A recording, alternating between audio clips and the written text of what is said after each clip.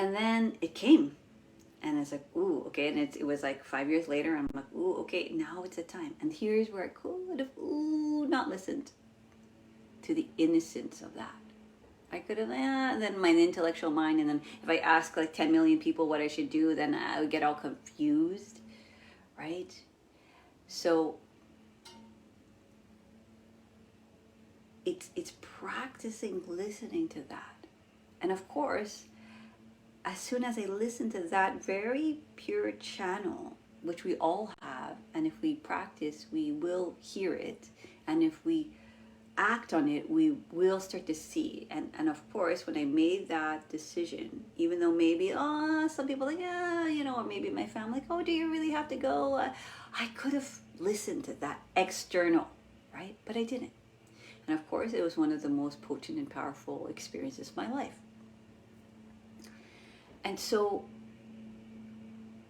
when we can allow the power of innocence and receive the innocent prayer and trust to just go with that, you will see life tenfold giving you more than you can even possibly imagine. More bliss, more depth, more transformation, or whatever it is you're looking for than you can imagine. But that's because we are practicing, and this is what I teach all our clients, like how to listen to that without it. And trust me, there's going to be other parts of you, there's going to be other people, there's going to be all kinds of things that start to pile up on that little small tiny voice in your heart. And then all of a sudden it becomes diluted with expectations, with other voices, and we forget what we actually wanted to begin with. And so learning how to get back to that innocence and just trusting. And I know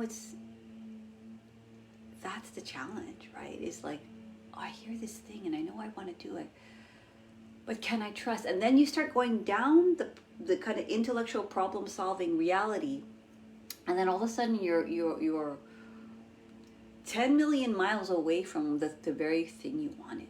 And then you get into like, okay, first let me do this then to get to that. Let me do this and to get, like, I could have been like, okay, let me wait a couple more years when it's like the perfect timing, or when my kids are older, or when, whatever. All of these excuses. It would have been one of those, when this, then that. Okay?